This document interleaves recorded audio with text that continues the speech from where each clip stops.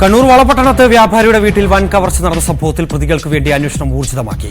ACP രത്നകുമാറിന്റെ നേതൃത്വത്തിലുള്ള 19-അംഗ സംഘമാണ് case അന്വേഷിക്കുന്നത്. വീട്ടിലെ തൊഴിലാളികളുടെയും ബന്ധുക്കളുടെയും മൊഴി രേഖപ്പെടുത്തിയിട്ടുണ്ട്. മോഷ്ടാക്കൾ കേരളം വിട്ടിരിക്കാമെന്നാണ് പോലീസിന്റെ നിഗമനം. അഷ്റഫിന്റെ വീട്ടിലെ CCTV ദൃശ്യങ്ങൾ വ്യക്തമല്ലാത്തത് അന്വേഷണത്തിൽ പ്രതിസന്ധി സൃഷ്ടിക്കുന്നുണ്ട്.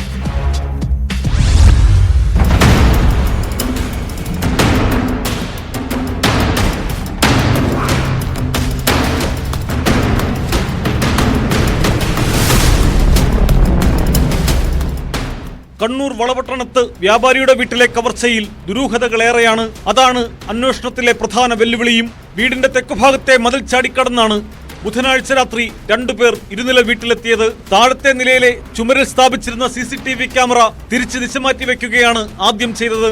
വീടിന്റെ ഇടതുഭാഗത്തുള്ള കാർപോർച്ചിലെ CCTVയിൽ ഈ ദൃശ്യം പതിഞ്ഞിട്ടുണ്ട്. 2 പേർ മതിൽ ചാടിക്കടക്കുന്നതും ഒരാൾ റോഡിന് സമീപം നിൽക്കുന്നതും പോലീസിന് ലഭിച്ച ദൃശ്യങ്ങളിലുണ്ടെന്നാണ് സൂചന. എന്നാൽ ദൃശ്യങ്ങൾ വ്യക്തമല്ലാത്തത് അന്വേഷണത്തിൽ പ്രതിസന്ധി ഉണ്ടാക്കുന്നു. കവർച്ചാ സംഘം ആദ്യം വീടിന്റെ പിന്നിലെ വാതിൽ തകർത്ത് അകത്ത് കയറാനാണ് ശ്രമിച്ചത്. അത് പരാജയപ്പെട്ടതോടെയാണ് അടുക്കള ഭാഗത്തെ ജനാലയുടെ ഇരുമ്പ് ഗില്ല് ഇളക്കി മാറ്റി അതുവഴി അകത്ത് കടന്നത്.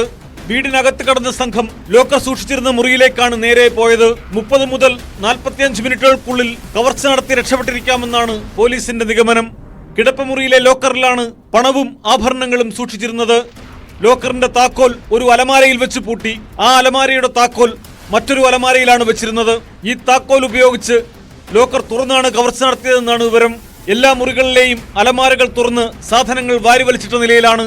വീടും പരിസരവും കൃത്യമായി മനസ്സിലാക്കിയവരാണ് കവർച്ചയ്ക്ക് പിന്നിലെന്ന് പോലീസ് കരുതുന്നു.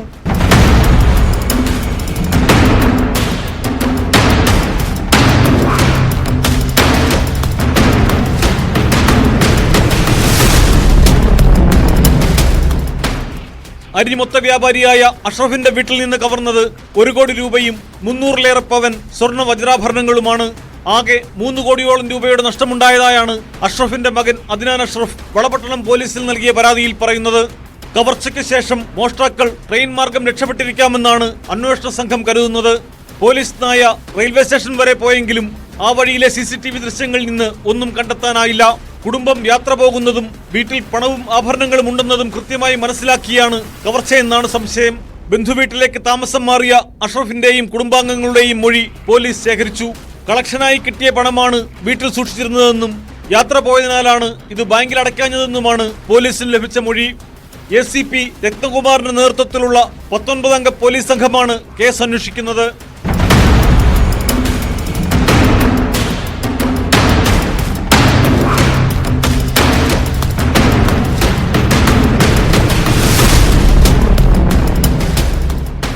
ന്യൂസ് 18 കണ്ണൂർ.